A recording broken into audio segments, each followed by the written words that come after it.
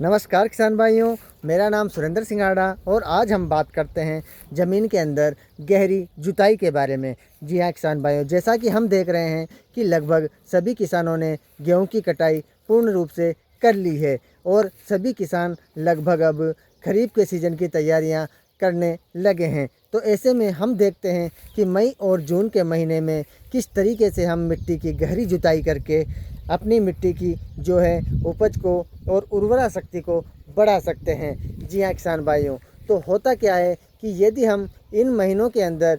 ज़मीन की गहरी जुताई कर देते हैं तो इससे हमें अच्छा खासा लाभ देखने को मिलता है। जो होता है कि ऊपर से मिट्टी एकदम से कठोर और हार्ड होती चली जाती है। यदि हम उसकी गहरी जुताई कर देते हैं तो जो ऊपर की सतह की मिट्टी होती है वो नीचे चली जाती है और नीचे की मिट्टी ऊपर आ जाती है। जी हाँ किसान भाइयों, ऐसा करने से जो खरपतवार के बीज होते हैं या फिर जो हानिकारक कीट वगैरह होते हैं वो मिट्टी के गहरी अंदर चले जाते हैं और मिट्टी में पूर्ण रूप से तापमान मिलने से खरपतवार के बीज और जो हानिकारक कीट और फंगस होते हैं वो भी नष्ट हो जाते हैं। और जैसे ही हम देखते हैं कि गहरी जुताई करते हैं तो मिट्टी के अंदर जो खुलापन होने लगता है और मिट्टी में ऑक्सीजन की मात्रा बढ़ने लगती है। इससे जैसे ही हम खरीफ के सीज़न की तैयारी से पहले जब बारिश होती है तो मिट्टी के अंदर पानी जल धारण करने की क्षमता भी बढ़ जाती है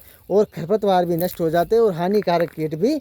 नष्ट हो जाते हैं। तो मिट्टी के अंदर हम डिस्क प्लाव से या फिर मोवर प्लाव से गहरी जुताई करके एक अच्छी तरह से अपनी मृदा को सुरक्षित कर सकते हैं और अपनी मिट्टी की उर्वरा शक्ति को बढ़ा सकते हैं। जी हाँ किसान भाइयों, तो मैं आज आपको बता दूं कि ये जो मई और जून के महीने में टेम्परेचर अच्छा रहता है तो इन 2 महीनों के अंदर यदि हम मिट्टी की गहरी जुताई करते हैं तो उससे तापमान अच्छा रहता है, तो मिट्टी में अच्छी तपत होती है और जो नुकसानदायक कीट फंगस वगैरह रहती है वो भी समाप्त हो जाती है और इससे हमें काफ़ी फ़ायदा देखने को मिलता है। जी हाँ किसान भाइयों, तो मैं यही आशा करूँगा कि आप अपनी ज़मीन की गहरी जुताई करें और अपनी मिट्टी की उर्वरा शक्ति को बढ़ाएं। जी हाँ किसान भाइयों, धन्यवाद।